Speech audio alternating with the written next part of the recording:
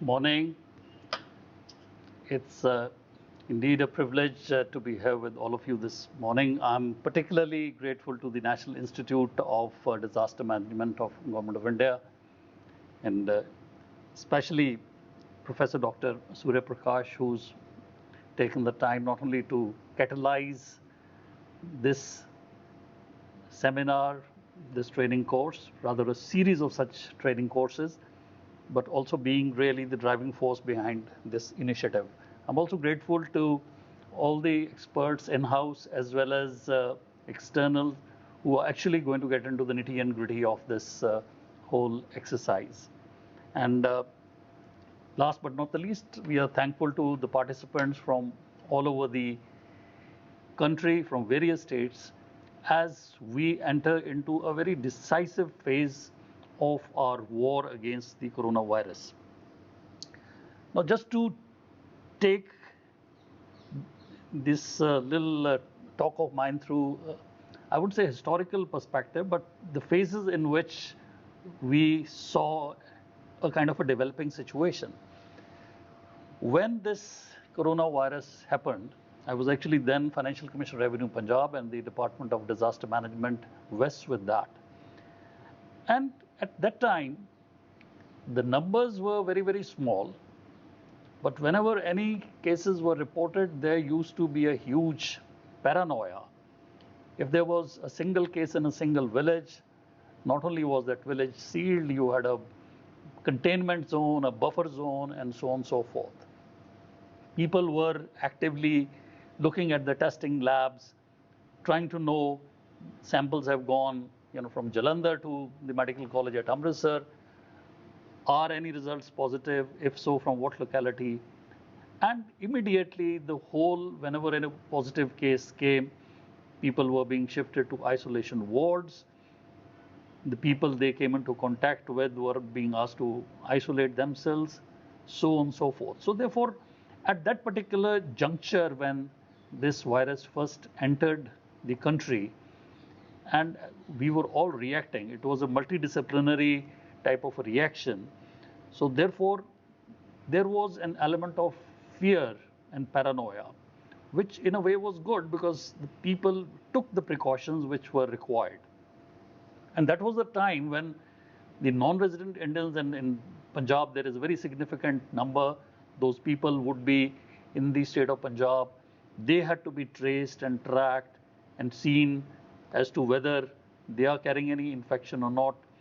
Incidentally, there was not more than one or two cases where non-resident Indians of Punjabi origin in Punjab were, found to be ultimately positive. But a lot of effort by the administration to trace them and isolate them. And many a time there was also a feeling that, we were trying to overdo things. It was not really required. But gradually, when the magnitude of the problem came, whether it was the Tablighi Jamaat people, we got a list. These are the people from Punjab. We were trying to trace them. Our own Sikh pilgrims in Nanded, Hazur Sahab, when they came back, some of them were tested positive. We evacuated students from Kota and other places, students who were preparing for the IIT and so on. And there was even reaction that why did you need to get these people, you're bringing infection into your home state. They were better off there only. But at the end of the day, it was a very strong, sensible and a balanced decision that these are people, and if at all they're infected, they have to be taken care of. But in any case, in this and the national lockdown, where the focus was not only on the isolation and treatment of the people and tracing of their contacts, the logistics of getting the food to people who were literally locked inside their houses, the migrant labor, the containment zones, and the isolation centers, and so on. So that was a phase where I think, as a country, as a state, as a people, as a federal entity, the Union of India, the central government, various ministries, state governments, various departments of the state governments, we were able to, get our act together. Now, as the numbers subsided and as the curve went down, my personal opinion is that a kind of a sense of complacence really set in to population at large, in spite of all the cautions and cautionary notes and warnings, both by the government of India, the Prime Minister in particular, our own Chief Minister, very dynamic and hands-on. But then again, marriages were happening, the restaurants were open, the lockdown was, for all practical purposes, gone.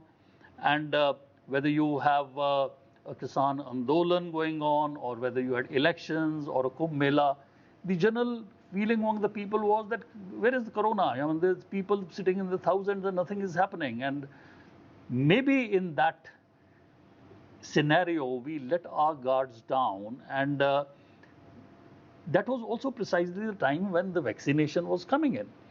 And in a situation where large gatherings were taking place, people were going about their normal business, bazaars and shopping malls were open, restaurants were open, marriage ceremonies were being performed, huge number of people were getting together inside, and places, air-conditioned halls and so on. So there was, I think, a kind of a sense of almost a disbelief that you don't require a vaccine, and this may be an overdue, and then anecdotal disinformation being planted that so and so was vaccinated, he fell ill, and so on, or some news from abroad that this causes coagulation and so on. So people were apprehensive.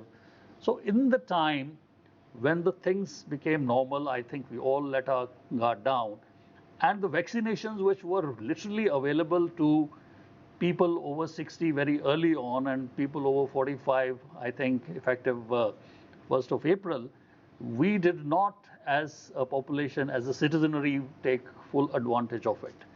Now, having said that, we are now in a phase which we call as the second wave. And I track the macro figures in terms of new infections at the national level. And I incidentally, on one of my Facebook posts, that we will cheat the coronavirus here, 420, so 420,000, 4,20,000.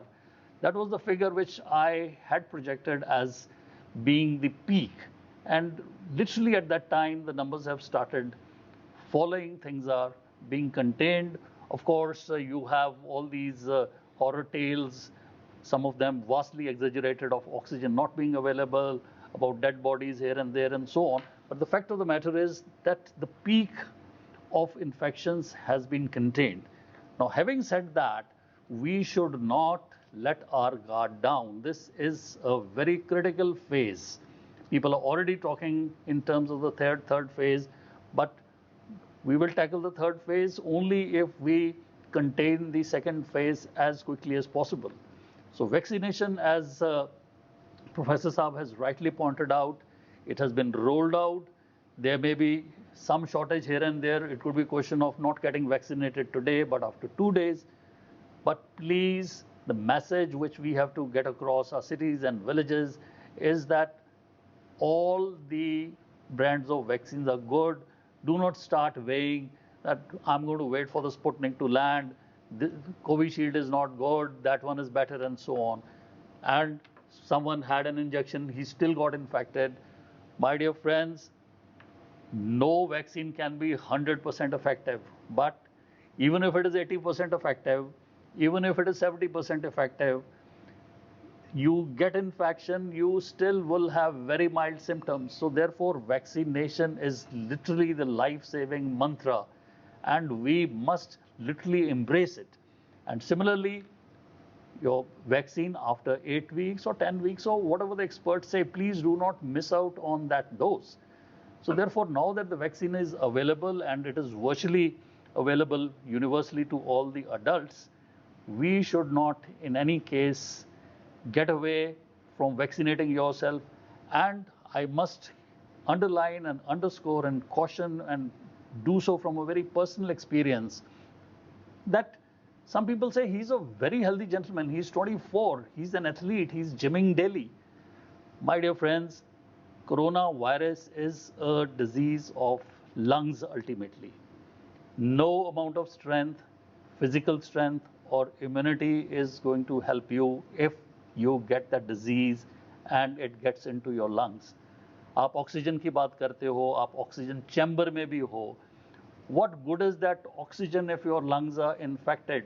What good is that oxygen which cannot be absorbed by the respiratory system? So therefore, prevention is better than cure. The three golden rules which the Prime Minister has proposed and promulgated, plus vaccination, this is a must. Similarly, if you're vaccinated, please let us not lull ourselves into a notion of false security. You can still get infected, so having the mask, physical distancing, sanitizing, be cautious. There is no need to be paranoid. You are dealing here with statistics and probabilities. So take the vaccine, build up the immunity, eat healthy, be in open air, sunshine, close to trees, but do not take unnecessary risks of going into places where people are congregating in large number.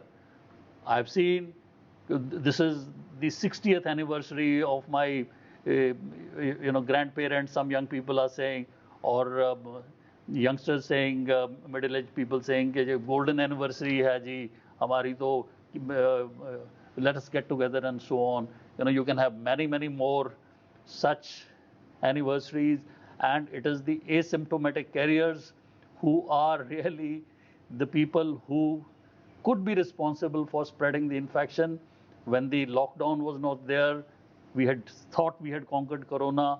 It was youngsters who were moving around here and there, visiting, and they were perhaps asymptomatic themselves but carrying the virus. Nothing happened to them. They didn't even realize that they were infected.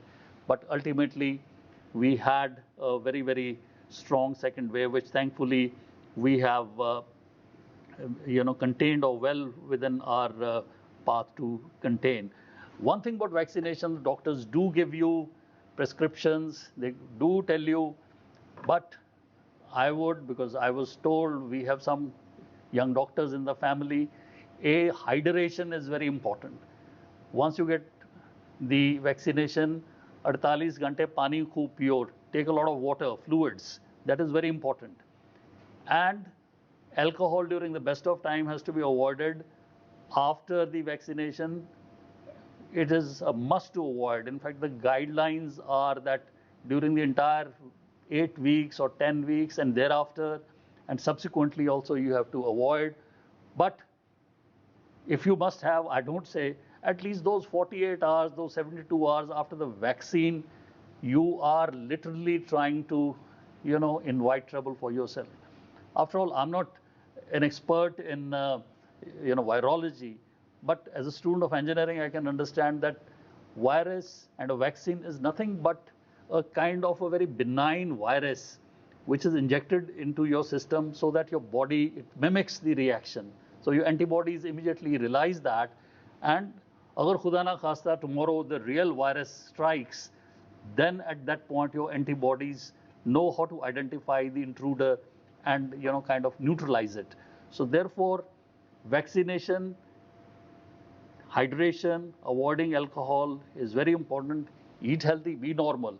And similarly, after your vaccination, in those 48 hours, don't say, I haven't got any symptom, I didn't even get temperature, and you start jumping around here. At least those 48 hours, your immunity is under attack.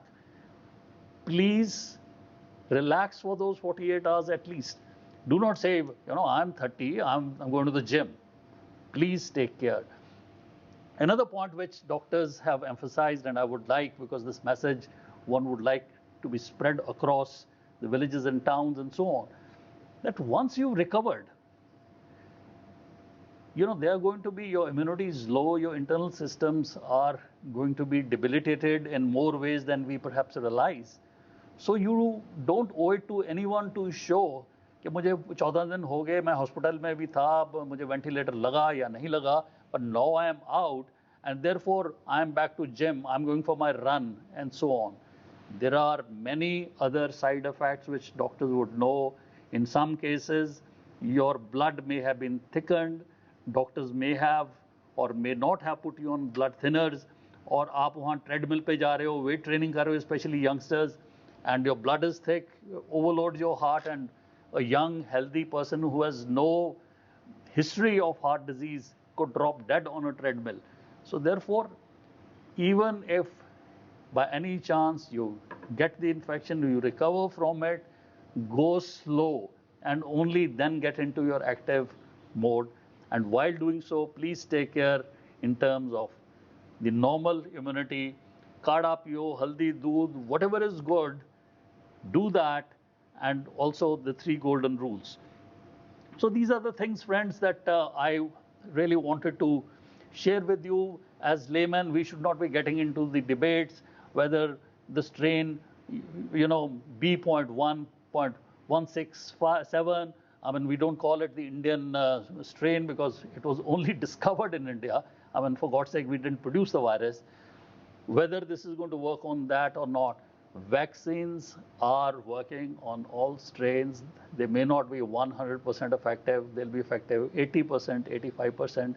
It is a chance well worth having. After all, it's a question of your own life and that of your children.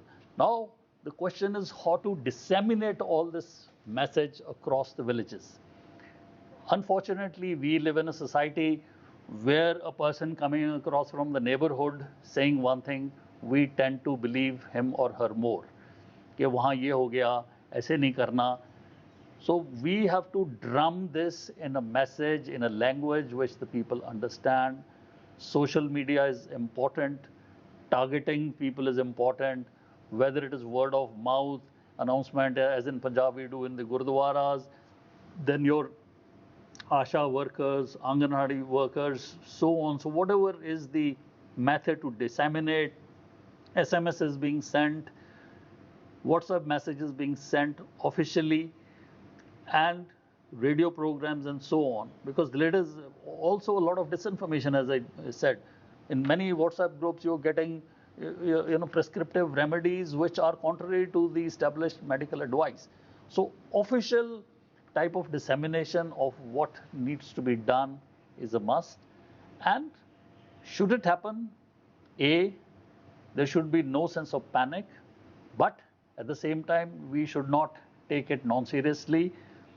Any fever over 100 which persists for a day or more, in my personal opinion, should be regarded immediately as COVID-19. RT-PCR test आपका 2 दिन के बाद आता है, 4 दिन के बाद आता है. Please don't wait that long. And if we have this message going around plus vaccination, each one taking care of ourselves and not trying to have a cavalier attitude where we want to go and mix and move around in large numbers. So that is really very important. So I'm sure our experts, our participants would be sensitive to this need, this very, very critical requirement, which as a country, as a people, as a citizenry we deserve. And I'm sure with the active cooperation of all of you, with the active advice of the experts and all the logistics and support of the district magistrates, all the district administration, deputy commissioners, district collectors, and all the wings of the government down to the level of the village. And then, of course, police is doing its own job much beyond the call of duty. And one cannot but, on a concluding note, thank the healthcare workers, the doctors, the nurses who are literally there 24 hours a day, 7 days a week. Go to gynae ward, delivery ho rahi hai. There are COVID deliveries, kids are getting COVID, how they have to be tackled, and so on and so forth. So we are grateful to all the people who are involved, but the people have to join in this. It has rightly been said to be an Andolan, and Andolan is not something which is led by the governmental machinery or by the NGOs or the civil society alone. They are a very important part of it, but the people at large, in sync and in unison and in accordance with the guidelines, must embrace this. And I'm sure we'll be able to very quickly contain the second wave. And thanks to the precautions and vaccination, I'm sure, and we hope and pray, and on a personal note, I'm very, very certain that there will not be a third wave in this country, and we will go onto a path of progressive development, which we all deserve as a nation. Thank you very much.